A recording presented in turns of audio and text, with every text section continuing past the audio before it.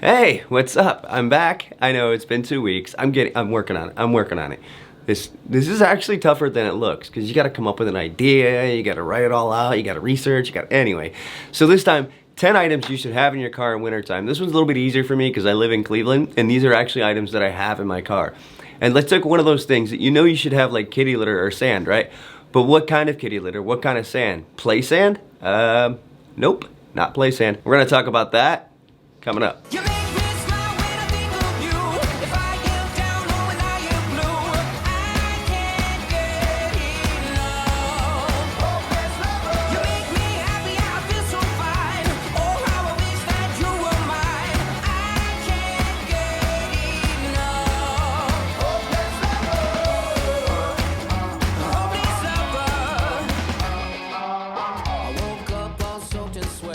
All right, let's get into it. Number one, a tire inflator. You should always have a tire inflator in your car. This is actually the one that I have. It was at Walmart for like $42. Look. Come on, focus, focus. Did it focus? Hey, there we go. So this one, $42 at Walmart, no big deal. It works. Oh, and that's one other thing. Anytime you buy one of these from a store, when you get in your car or truck, whatever, SUV, take it out of the box, plug it in and make sure it works. Sometimes these come from the store and they don't work, and then right at the moment you need it, it doesn't work. So make sure it works before you pick up. The other thing that I like is, let me see if the camera will pick this up. I left this in my car, I should have brought it in. But if you see that guy right there, see that valve? So that's a locking valve. It has like that little thumb thing that you just push over. And by the way, when you push those back, when you put it on your tire, you go to lock it, push back, like straight back on that valve and then down. Don't just try to push like down immediately, because if you push straight back, it grabs the threads, and then as you roll it back, it continues to lock and it doesn't come off the threads. It makes it a little bit easier. So it's a little bit easier if you know exactly how you're doing it when in the middle of winter when it's cold. So the other thing with this is really neat is this one actually has a light that light right there, that light recharges while it's on here, and then it's got a little button you push and you can actually detach that light and use it anywhere. It's a bright little light. It's actually a really convenient little feature. Not something you absolutely have to have. If you have a flashlight in your car, which is something else we're going to be talking about, that light really won't be needed, but it's handy to have when you're filling up your tire. So tire inflator, number one. So to go along with number one, a can of Fix-A-Flat. Listen, tire centers absolutely hate Fix-A-Flat. They hate it. It's messy, it's sticky, they don't like getting it on their hands. But if you have a drive that's gonna be 20 minutes or more, it's worth it. You gotta have it in the tire for at least 20 minutes for that to like cure and actually seal the tire. So if you're not gonna be driving for 15 or 20 minutes after you put it in, don't bother. Just fill it up with air and try to make it to wherever you're going. But if you are going to be more than 20 minutes, a can of Fix-A-Flat is good stuff. Their tip though on that is put the Fix-A-Flat in first and then fill your tire up with air, because the Fix-A-Flat's actually going to put some air in your tire. It's not really air, it's whatever is in the can, CFCs, I don't know. So yeah, it's gonna actually inflate the tire just a little bit. So do the Fix-A-Flat first, then do the air, and what that also helps to do is it keeps the air from sticking in the valve and clogging the valve, so you'll blow all that stuff right through the valve and into the tire. So that's kind of what you want. But yeah, a can of Fix-A-Flat for sure. Number two. Now this one is the one that everybody kind of knows what they need, but they kind of never get it. So it could be, you could have one of three things, right? You could have kitty litter, a bag of rock salt, and please get pet-friendly rock salt. It's not much more expensive. I don't think it's any more expensive at most places. But sometimes you get stuck near a sidewalk or like the end of a driveway.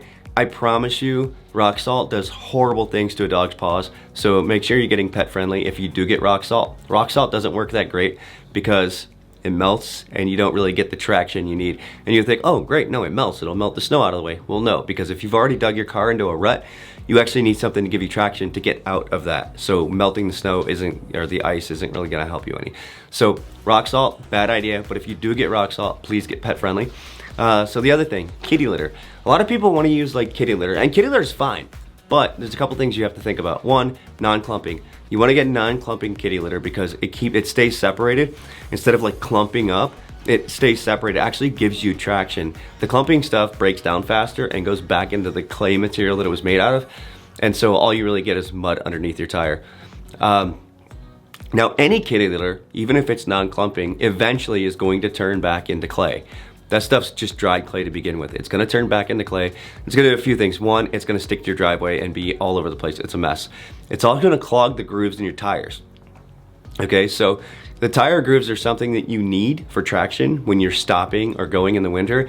Yes, it will eventually get tossed out of there, but it's gonna be not until you get up to like 35 or 40 miles an hour. So if you're gonna be on streets that are going 25, 30, yeah, you don't wanna use cat litter.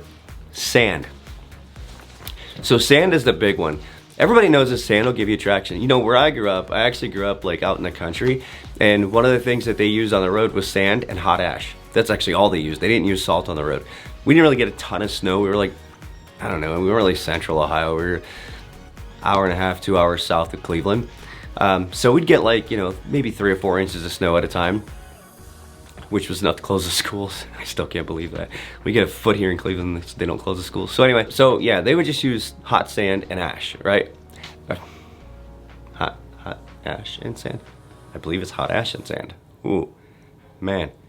Okay, so they use hot ash and sand. The hot ash obviously kind of just melts the surface of the ice and snow down. And then what happens is the sand kind of embeds itself in the top and it turns into almost like grip tape for like a skateboard, right? Because the sand is kind of embedded in the top of it, so you get traction there. Now, what's the best kind of sand to use? I know most people are gonna go straight to the store and go for the play sand. Bad idea. Play sand will give you some traction, it will, but it's not gonna be that great. It's not gonna be that much. There's a lot of people that go, oh, sand doesn't work, you know, I tried that. What they tried was play sand.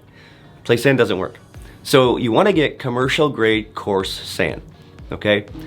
It doesn't cost that much, shut up. It doesn't cost that much. You know, it's actually a little bit cheaper than a lot of places play sand. You can go to Home Depot and get it. This is a photo of it here. So you can go to Home Depot and get it, and it works phenomenally well. And the reason is because it's so coarse. You know, play sand doesn't really do much because it's just not coarse enough to get into to hold onto the grooves and everything, right? So if you get that coarse sand, that stuff gives you an actual amount of traction. And if you did something like threw some rock salt down along with that stuff, you've got like the ultimate traction. Once that rock salt melts the surface of that and that coarse sand gets in there, that's like ultimate traction. You're set, you're ready to go. You can actually do that to your driveway. You know what I mean? Salt your driveway, throw that coarse sand over top of it, you'll have traction for months. At least until you get a ton more snow piled up on it and packed in. But that's gonna give you crazy, crazy traction. If all you can keep in your car is a 100-pound bag, notice I said 100, not 50, a 100-pound bag of commercial grade coarse sand, as far as traction issues go, you're set. One of the other things that you can get for traction are tire chains. So they do actually make tire chains for cars, just like our regular cars that go on the street. They're not that difficult to put on. They're kind of a pain in the butt to get off because they are actually, you know, they have like a clip where they clip on. Once you've been driving, that gets packed with like ice and stuff, so it's a pain in the butt to get off. And most people really won't need it, but you also have to keep in mind there are laws pretty much everywhere you go of when you can have those on your tires.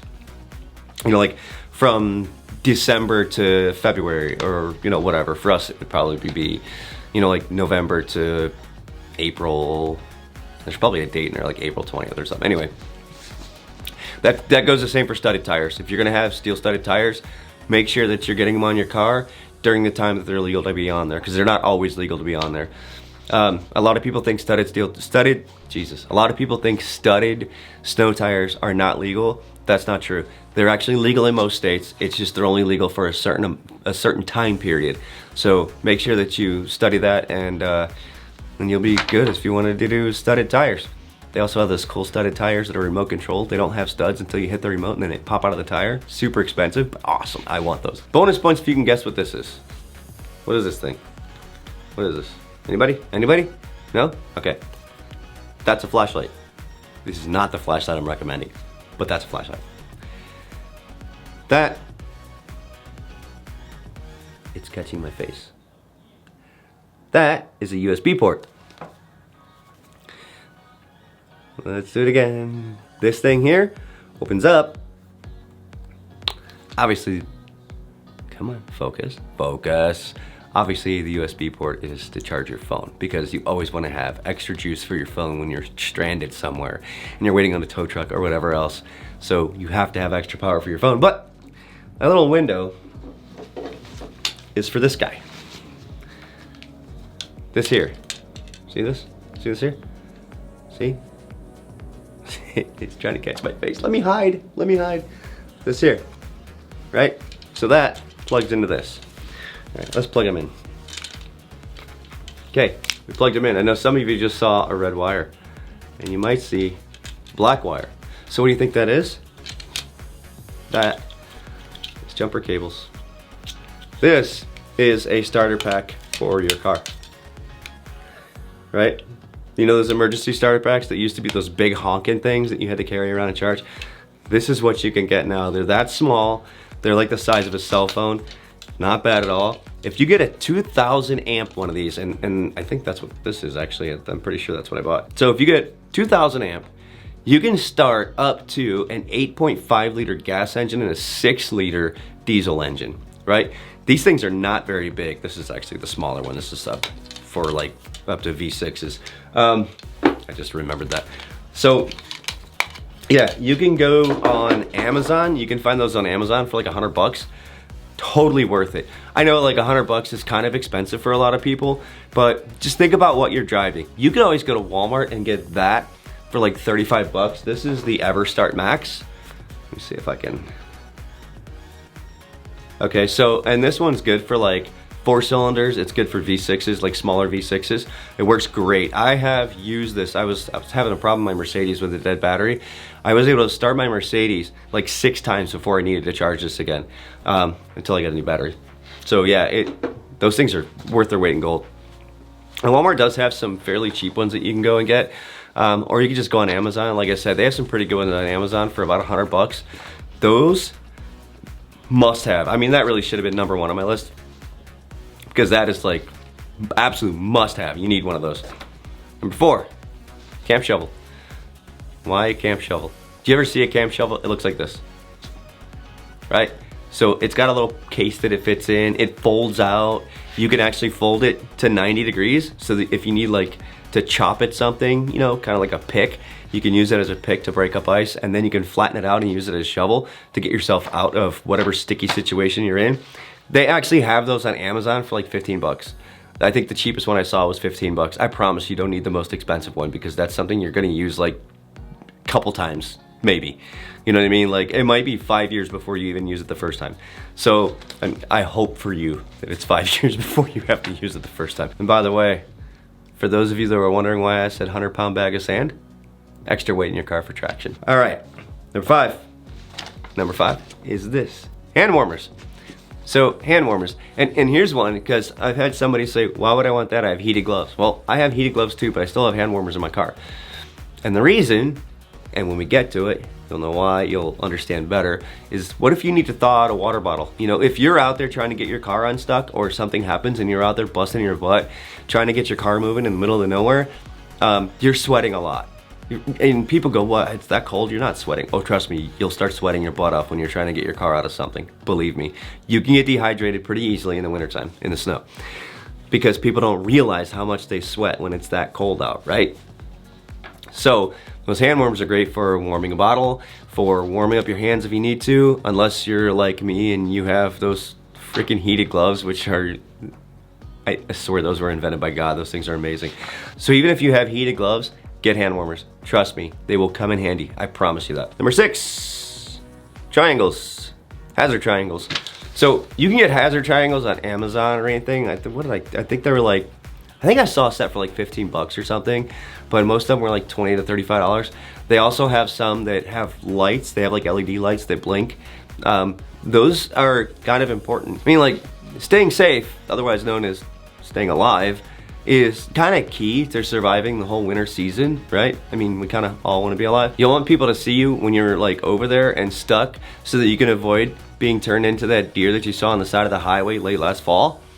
Yeah, you don't want to be that. So those triangles are going to notify people ahead of time that you're there. I personally like the lighted ones. I think the ones with the blinking red LEDs are pretty handy. If you don't have the money for those, just get the cheapest ones, because even the cheapest ones are highly reflective. And you know, a headlight should be able to shine off of that thing. You should be able to see it from pretty far away. Even in some pretty heavy snow. I probably wouldn't say like a blizzard. I've been in some, we get some pretty good whiteout conditions here in Cleveland. Probably 10 or 15 times a winter, and yeah, you won't see those until you're like right up on them. But if you're in an area where vehicles are moving fast and you like a highway and you know something's happening to your car, it's being weird, or maybe you see your tire meter on your dash saying that your tire's low, the TPMS reading, you know, maybe just get off the freeway and try taking side streets. Or if you're super low on gas, definitely get off the freeway if you're super low on gas. Things like that. But you do want to have like those triangles, because they're super handy to help you stay alive. Yeah, you don't want to get flattened on the side of the highway. Number 7, a flashlight. Yes, a flashlight. Of course you have to have a flashlight. Are you kidding? So I got this. You see how this has like that really long, stop focusing on me. Come on, quit focusing on me. There you go. See how this has like this really long strip? That's like a big long strip of LEDs. And it's cool, it's really cool. Except I dropped this one. I dropped it once. So this was one of those like super cheap 3-pack for $5 at Menards, right? Do not buy the cheapest flashlight you could possibly find to keep in your car for winter. One, obviously, they're not durable. They break easy. And the other thing is they tend to have a parasitic drain on the battery. Whatever the heck it is in those things drains the batteries. So you might go out there and need it like a month after you put it in your car and it's dead and you don't have it. Yeah, think about that. This is probably my favorite flashlight. I actually got this because we use this at work. Many of you that watch know that I'm an aerospace machinist, aerospace inspector. And we use like, this thing is super bright. I don't know if I can, it's not coming up as bright as it is on camera, but the thing is bright. So this is a Streamlight. It's like a Pro Polymax 4A, right? I'll put it on the screen down here so that you can see how that's spelled. It's actually programmable. It has like this 10 tap function where you can program all these taps to do things. So you have like, what is it, like high, low, and strobe are the 3 that come pre-programmed, and then you can program other things. I'm sure you could probably program like an SOS or something into it. I don't really know. I've never thought about any of that. I just use the high beam. But this thing's durable. I have dropped this from afar.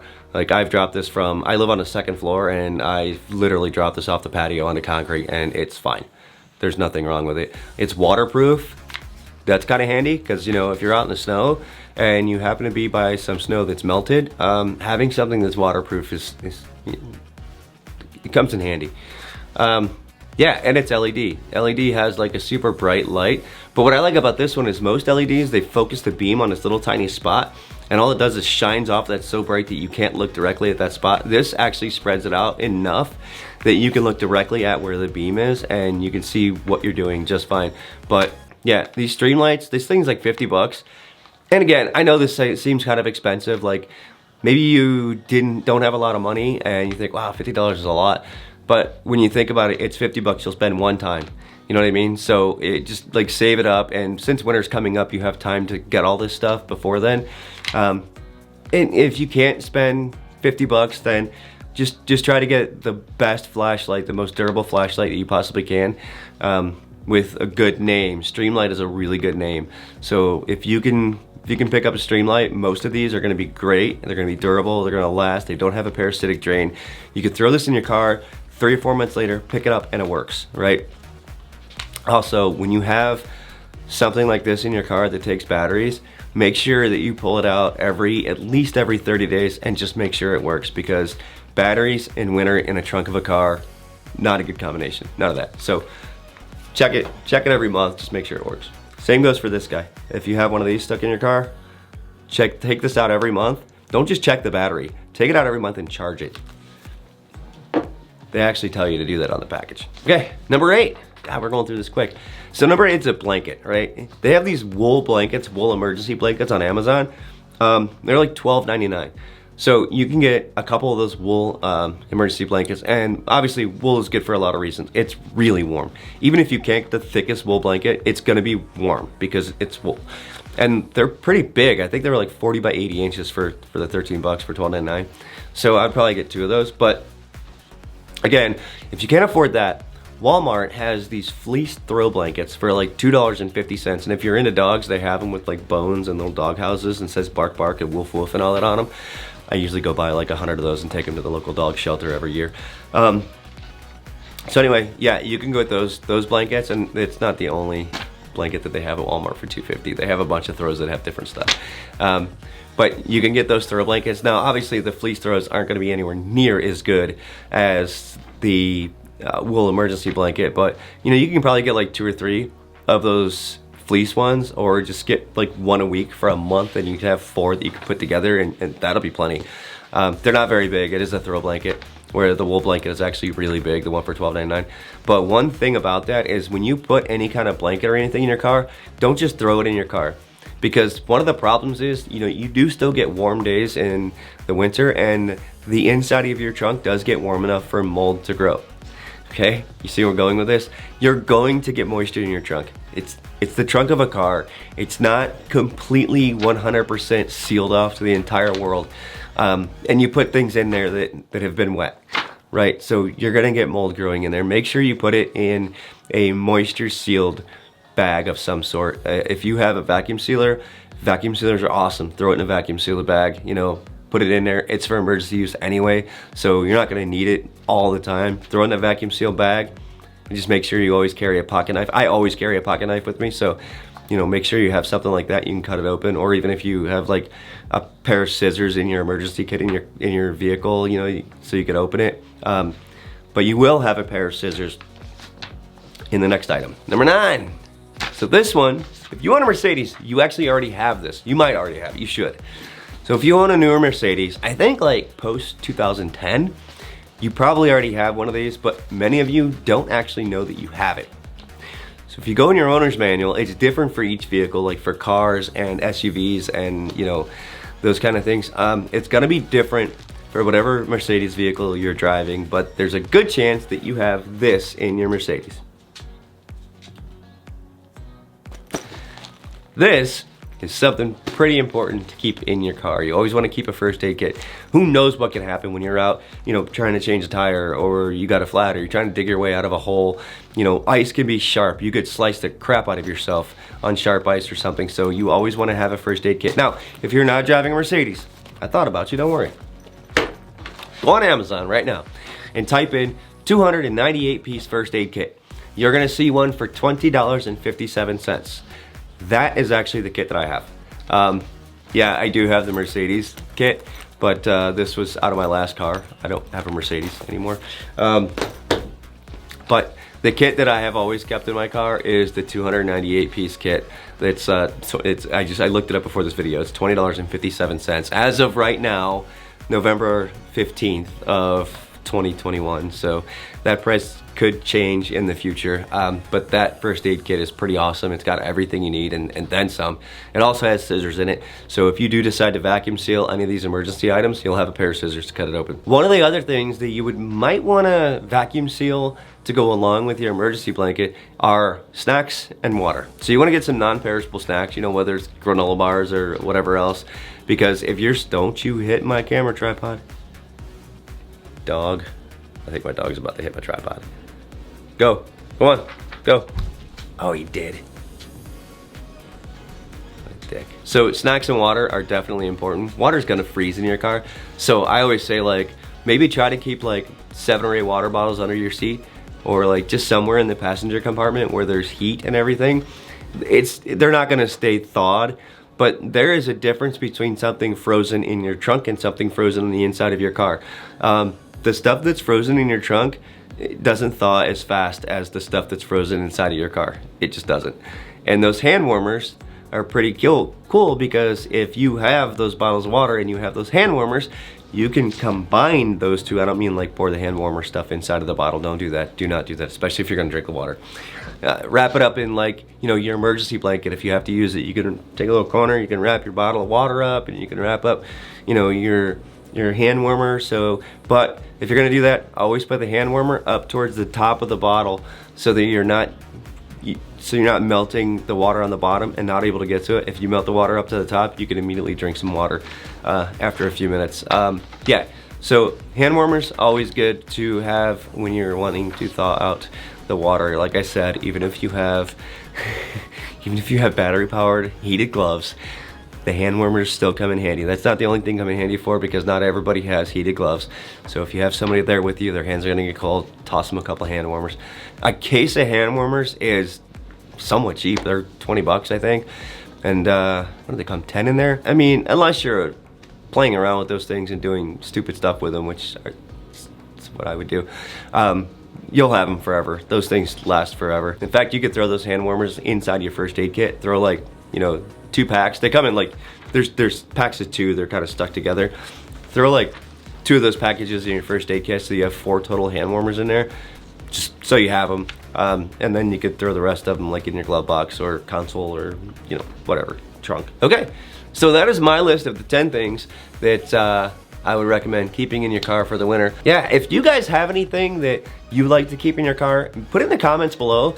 It'd be interesting to hear. And then maybe give me a reason why you would keep it in there. You know, don't say, hey, I keep a butterfly knife in my car, and then leave it at that, because then we're gonna be asking if you have like, you know, duct tape and chloroform. So those are valid follow-up questions, by the way. Yeah, so throw something in the comments. Let me know what you guys prefer to keep in your car, and if you have something different, maybe we can all learn from one another. You know, there may be something that I've never thought about having in my car, and you guys have thought about it, and you keep that in your car, and there's like a very good, very valid reason for it. I think that'd be kind of neat, because you might actually give me an idea of keeping something else in my car for the winter. So those are, like I said, those are my favorite things to keep in my car for the winter time. Hope you guys enjoyed the video. If you like the things that you're seeing, make sure you hit that like and subscribe button. Apparently, dislike buttons are going to be going away soon. Otherwise, I would say if you don't like it, just dislike, but I guess they're going to be gone. I'm not really sure why, because, you know, that kind of helps you understand. What is he yelling at? Hey, come here. He's always yelling at something. What are you yelling at? No, don't. Come this way. Come this way. Over here. He was gonna hit the tripod again. He's nuts. So, anyway, yeah, the dislike button's gonna be going away. And I think that's a terrible idea, but I'm not YouTube, so whatever. So if you guys think this video is helpful for anybody else, do me a favor and share it so that they can get the tips on what they should be keeping in their car in the winter time. I don't know what he's yelling at, the TV or something. All right, guys, thanks for watching. I appreciate it. Make sure you donate to your local animal shelters. Stay positive, be kind, peace. You make me smile when I think of you. If I am down or when I am blue, I can't get enough. What is he yelling at?